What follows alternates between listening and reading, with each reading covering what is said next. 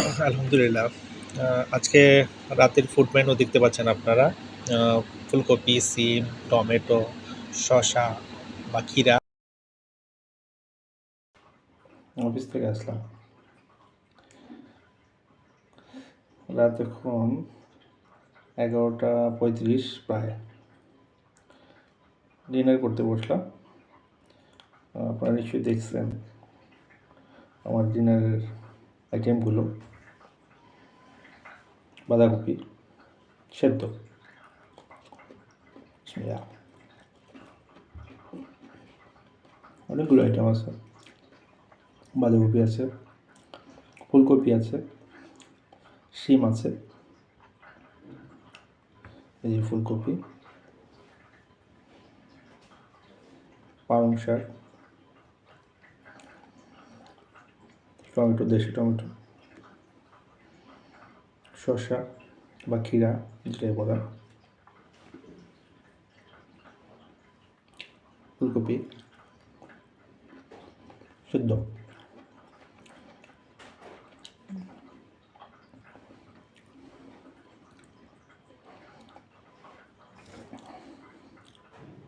আমাকে দেবো না, ডিম সিদ্ধ হবে।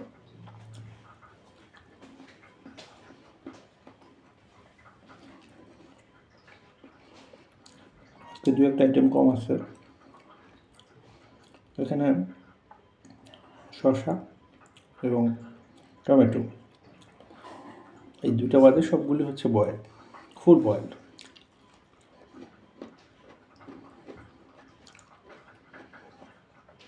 ভিডিওতে দেখলে বোঝা যাচ্ছে কিনা জানি না, একদম বয়েল। খেতে মশলা খুব ভালো, সিম।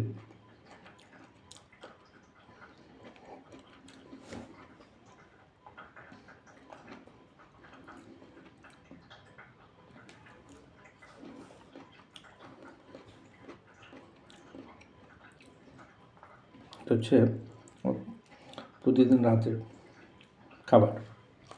অলমোস্ট এরকমই থাকে, মাঝে মাঝে কিছুটা চেঞ্জ হয় আইটেমগুলো। আর এখন তো শীতের সিজন, ভরপুর সবজির সিজন, প্রচুর সবজি পাওয়া যায় বাজারে, সে কারণে সবজিটাই বেশি খাচ্ছি। বাঁধাকপি, বাঁধাকপি যেটাই বলেন,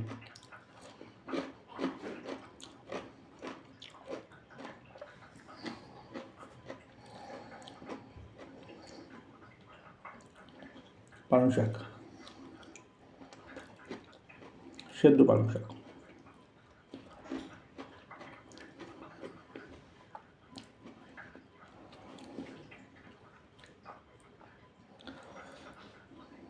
কী ভাবছেন? পালং শাক তেল, লবণ, মরিচ, হলুদ অথবা অলিভ অয়েল এগুলো দিয়ে সেদ্ধ করা? কিছু না, শুধু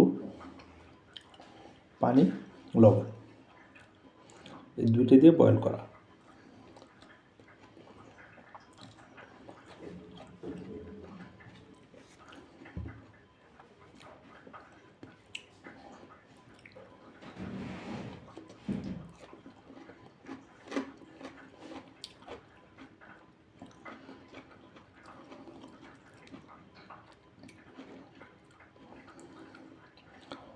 সপ্তাহের ম্যাক্সিমাম সময় বাইরে খাওয়া হয়, বাইরে বলতে অফিসে।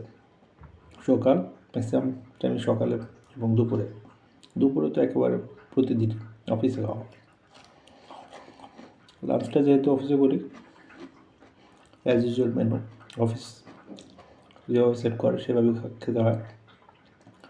কিন্তু বাসায় যে মেনুটা হয় সেটা হচ্ছে এরকম।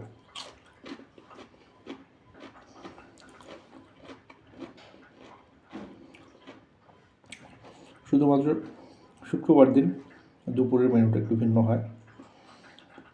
দুপুরে যেরকম হয় অন্যান্য বাসাতে, আমার বাসায় ওরকম হয়, কিন্তু রাতের খাবার প্রতিদিন এরকম। খুবই স্বাস্থ্যসম্মত এবং খুবই টেস্টি ফুড। আপনারা যদি কেউ খেতে চান, খেয়ে দেখতে পারেন। হয়তো প্রথমে এক দুই দিন খারাপ লাগবে, কিন্তু বিশ্বাস করেন 1-2 দিন পর থেকে মনে হচ্ছে এটাই প্রকৃত খাবার। এবং আমরা যেটা রেগুলার মশলাপাতি দিয়ে খেয়ে থাকি সেটা আসলে স্বাস্থ্যসম্মত না, প্রকৃত খাবারও না, যেটা নানা সমস্যা হয়। অতিরিক্ত মশলাপাতি খেলে ডাইজেস্টের সমস্যা হয়, কোলেস্ট্রল লেভেল বেড়ে যায়, নানা রকম জটিলতা তৈরি হয়, পেটে সমস্যা হয়, স্বাস্থ্য বেড়ে যায়। কিন্তু এই খাবারটা খেলে কখনোই এরকম সমস্যা হবে না, আলহামদুলিল্লাহ। ট্রাই করতে পারেন আপনারা। টমেটো, দেশি টমেটো, দেশি এখন যখন যেটা পাই তখন সেটাই খাই, এখন দেশি দেখাচ্ছি।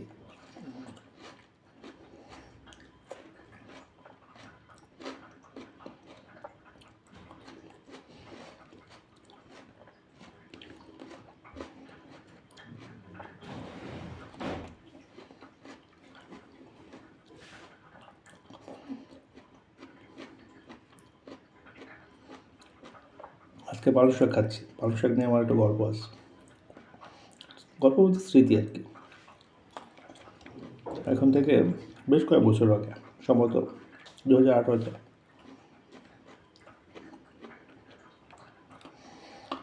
2018-তে, আমি একবার ইন্ডিয়াতে গেছিলাম। সেখানে বেশ জনপ্রিয় একটা খাবার, সেটা হচ্ছে পালং পনির। অর্থাৎ পালংটাকে সম্ভবত কোনোভাবে ম্যাশ করে বা পেস্ট করে উঠে দিয়ে কিউব আকারে পনিরকে কেটে হালকা আঁচে রান্না করে। পালংটা খুব বেশি সিদ্ধ হয় না, একদম গ্রিন, পেস্ট দেখাই যায়, লিকুইড থাকে পালংটা, আর পনির তো একদম কিউব কিউব আস্তই থাকে। ওইটা ওখানে এখনও আছে কিনা জানি না, ওই সময়ের জন্য খুব জনপ্রিয় একটা খাবার। ইন্ডিয়া যারা আছে তারা অনেকেই খায়। তো আমরাও যে টিমটা ছিলাম, ওরকম একটা প্রসিদ্ধ খাবার খাবো না তা তো হয় না, আমরা ট্রাই করলাম।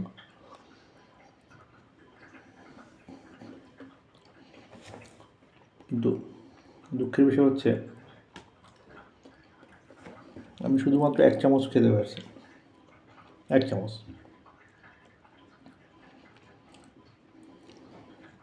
ওই সময় আমার কাছে মনে হচ্ছিল পৃথিবীর সবচেয়ে জঘন্য খাবার হচ্ছে পালং পনির।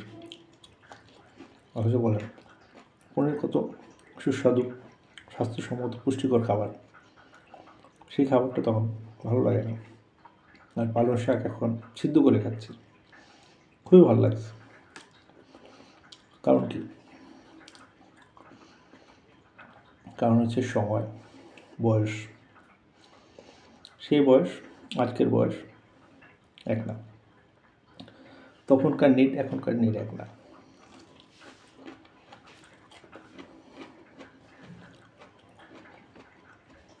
এখন খাওয়ার আগে চিন্তা করতে হয় কী খাই, কী খাবো।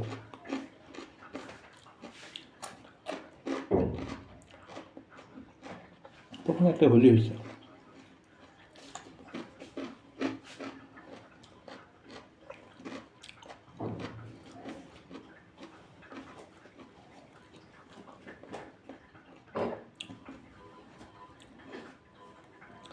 আজকে প্রায় 18, 19, 20, প্রায় 8 বছর। 8 বছর পরে সেই পালং শাকই খাচ্ছি রেগুলার, কিন্তু সিদ্ধ করে আস্ত পালং শাক খাচ্ছি। আপনার সেই দিনে যে পালং পনির দেওয়া হয়েছিল সেটা যদি আজকে দেওয়া হয় খুব একটা খারাপ লাগবে না। আসলে অভ্যাস, যারা যেটা খেয়ে অভ্যস্ত তারা ওইটা খেয়ে অভ্যস্ত ছিল, আমরা খেতে পারতাম না। শুরুর সময় পালং শাক রান্না করলেও খুব একটা মজা লাগতো না, তিতা লাগতো।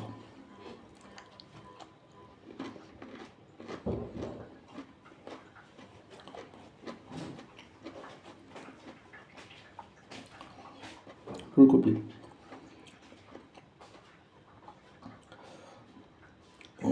চিংড়ি মাছ অথবা ছোটো মাছ কিংবা বড় মাছ, মাছের সাথে যদি ফুলকপি রান্না না হয় এটি খাওয়া যায়, কিন্তু বিশ্বাস করবেন না, আপনারা খেয়ে দেখতে পারেন, সুপার ফুড। যেমন পুষ্টি তেমনি টেস্ট। শুধু একটা জিনিস করণীয়, সেটা হচ্ছে আমাদের জিহ্বার ভিতরে যে তেলের আস্তরটা থাকে সেটা প্রথমে কমিয়ে নিতে হবে। তেলের আস্তরটা যতক্ষণ পর্যন্ত আমাদের জিহ্বার ভিতরে থাকবে ততক্ষণ পর্যন্ত কোনো খাবারই ভালো লাগবে না। কিন্তু যদি একবার জিহ্বা থেকে তেলটা নামানো যাবে, তারপর থেকে আপনি যা খাবেন, ঘাস লতা পাতা সব ভালো লাগবে। তার আগে দরকার হচ্ছে মাইন্ডসেট। যদি আপনি মাইন্ডসেট করতে পারেন যে আপনি এই জিনিসটা খেতে চান, এই জিনিসটা স্বাস্থ্যসম্মত, তাহলে আপনি সব কিছু করতে পারবেন। জিনিসটা একটু অদ্ভুত, কিন্তু প্র্যাকটিক্যালি এরকমই।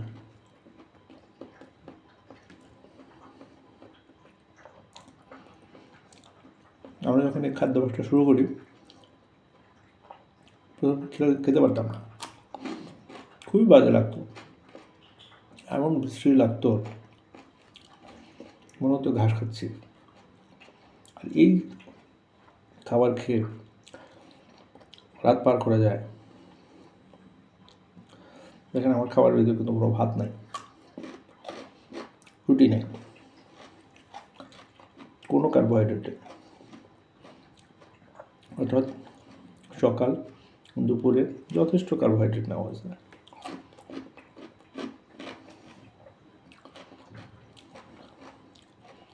যেহেতু সকাল এবং দুপুর পর্যন্ত কার্বোহাইড্রেট খেয়ে ফেলছি, রাতে না খাওয়াই ভালো। অর্থাৎ ব্যালেন্স ডায়েট, সকাল দুপুরে খেয়েছি, রাতে খাবো না।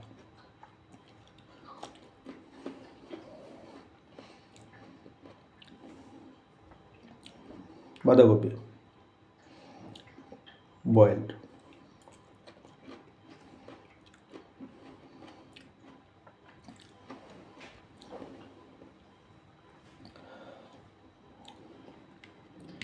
আমার কিছু বন্ধুদের সাথে চায়না যাওয়ার অভিজ্ঞতা আছে। চায়নাতে বন্ধুদের সাথে গেলাম, তখন ভদ্রলোকটা খাবারে প্রচুর সবজি রাখে, এবং কিছু হচ্ছে এরকম বয়েল, আর ম্যাক্সিমাম হচ্ছে একদম ফ্রেশ ভেজিটেবল, বিভিন্ন রকম, কত রকম যে শাকসবজি আছে, কোনো রকম সিদ্ধ ছাড়াই খায়। আমরাও প্রথমে ওখানে গিয়ে খাবার ট্রাই করছি, কিছু খেতে পারছি, কিছু খেতেই পারিনি, কিছু তিতা লাগে, আবার কিছু ভালো লাগে। যেটা ভালো লাগছে একটু মিষ্টি মিষ্টি স্বাদ, সেটা খাওয়ার চেষ্টা করছি। বিশেষ করে সিদ্ধ যেগুলি ছিল সবগুলি খেয়েছি।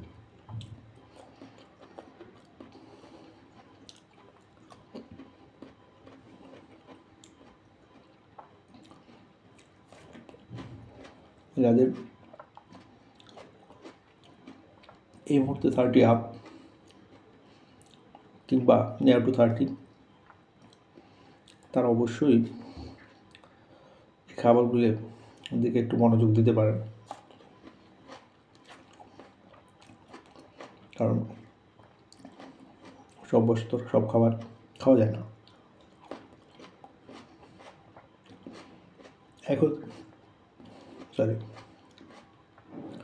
এখন থেকে যদি আপনার এই খাবারগুলো অভ্যস্ত হয়ে যান, তাহলে একটা সময় দেখা যাবে পরবর্তী প্রজন্ম যারা থাকবে তারাও ধীরে ধীরে এই খাবার বা এই হ্যাবিট তাদের ভিতরে কিছুটা হলেও চলে আসবে। তখন অটোমেটিক আমাদের প্রজন্ম থেকে প্রজন্ম স্বাস্থ্য সচেতন হবে মনে হয়। চায়নার কথা বলছিলাম, সেখানে যারা ইয়াং, ছেলে মেয়ে নির্বিশেষে, আমার মনে হয় শতকরা একজনও আমি ভুরিয়ালা অধিক স্বাস্থ্যবান ছেলে বা মেয়ে দেখি নাই। কিছু বয়স্ক লোক ছিল যাদের কিছুটা স্বাস্থ্য বেশি, এর সংখ্যা খুবই কম, 100-তে একজনও না। আমি খুব ভাবছি যে কীভাবে সম্ভব। পরে আমি যে কয়েকদিন ছিলাম এবং তাদের খাবার দাবার বা খাদ্যাভ্যাসটা দেখার চেষ্টা করলাম, তারা প্রচুর খাবার খায়, অনেকক্ষণ যাবৎ খাবার খায়, তারা প্রচুর মাংস খায়, মাংস খাওয়ার সাথে সাথে আবার একবেলা এরকম সবজিও খায়।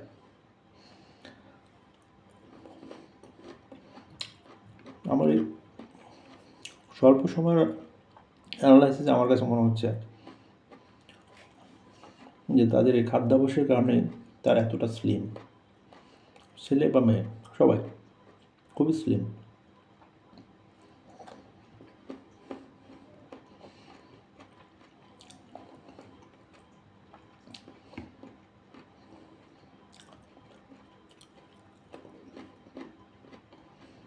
খাবার একটু ধীরে ধীরে খেতে হয়, তাই আমি ধীরে ধীরে খাচ্ছি। জানি না আপনাদের কাছে কেমন লাগছে। আপনারা যদি খেতে চান অবশ্যই কমেন্টসে জানাবেন। আমি এই যে খাবারগুলি খাই সেগুলো স্রেফ 5 থেকে 10 মিনিট সেদ্ধ করা হয় এবং সেই খাবারগুলো চেষ্টা করা হয় গরম গরম পরিবেশন করার জন্য।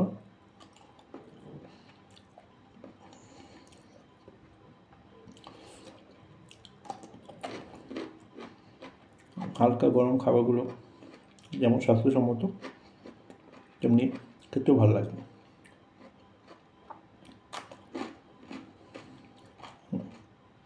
খাবার সময় চেষ্টা করবেন যতগুলো আইটেম থাকবে সবগুলো একটু একটু করে টেস্ট করার জন্য।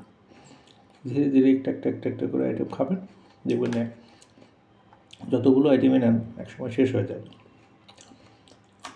সবগুলো টেস্ট বাইট এক না, কোনোটা একটু বেশি ভালো লাগবে, কোনোটা একটু খারাপ লাগবে, কিন্তু যখন আপনি মিক্সড বাইট নেবেন দেখবেন ধীরে ধীরে সবগুলি শেষ হয়ে যাচ্ছে, কারণ এগুলি সবগুলি আপনার নেই।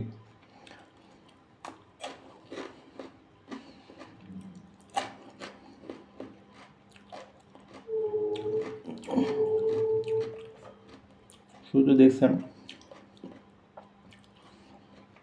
আজকের খাবারগুলো, আমার কিন্তু অলমোস্ট শেষ।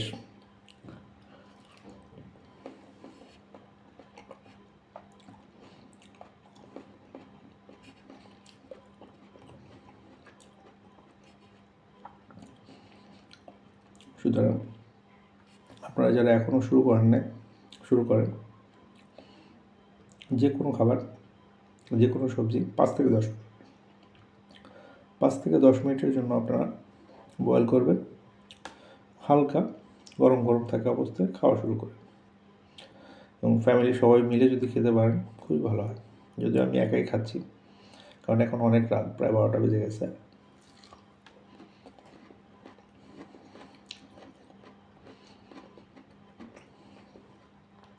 বাচ্চারা সবাই ঘুমিয়ে গেছে, অনেক রাত্রে বাসায় ফিরিয়ে নিই।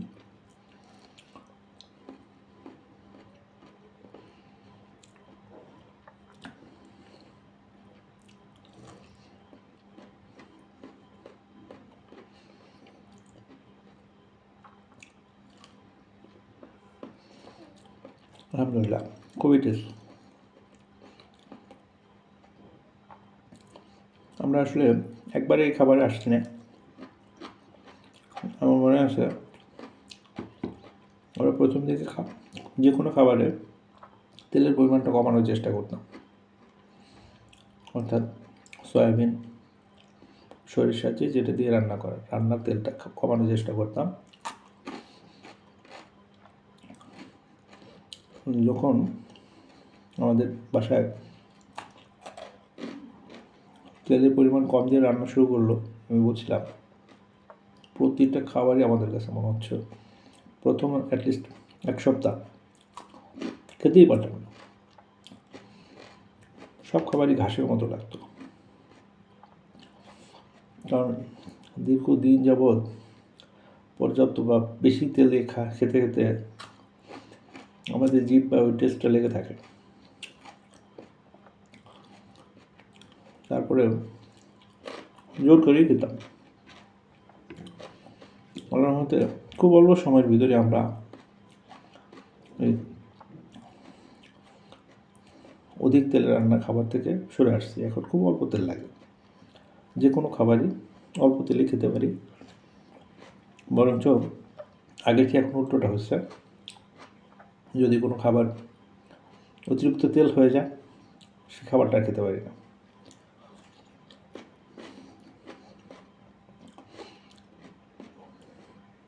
আমাদের গলার ভিতরে একটা ফিল্টার আছে, ফিল্টারে আটকায় দেয়, খাবারটা খাওয়া যাবে না।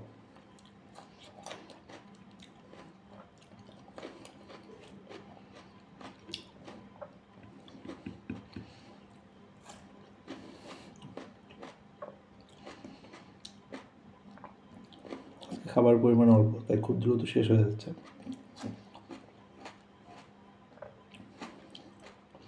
অন্যদিন আরও দু একটা আইটেম বেশি থাকে, কখনো কখনো মাছ থাকে, ডিম ভাজি থাকে, ডিম সিদ্ধ থাকে, গাজর থাকে, বা অন্যান্য সবজি থাকে। ওকে না,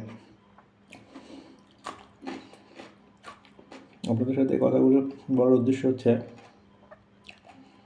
আপনারা যদি শুরু করতে চান ধীরে ধীরে শুরু করেন, ইনশাল্লাহ সফল হবেন। এবং এটা অবশ্যই স্বাস্থ্যসম্মত ভালো খাদ্যাভ্যাস, যেটা আমাদের সমাজে খুব দ্রুত অ্যাডাপ্ট করে নিতে পারলে আমাদের সবার জন্যই ভালো হবে। আপনারা সবাই ভালো থাকবেন, দোয়া করবেন আমার জন্য। আপনাদের কিছু জানার থাকলে অবশ্যই কমেন্টসে জানাবেন। ধন্যবাদ সবাইকে।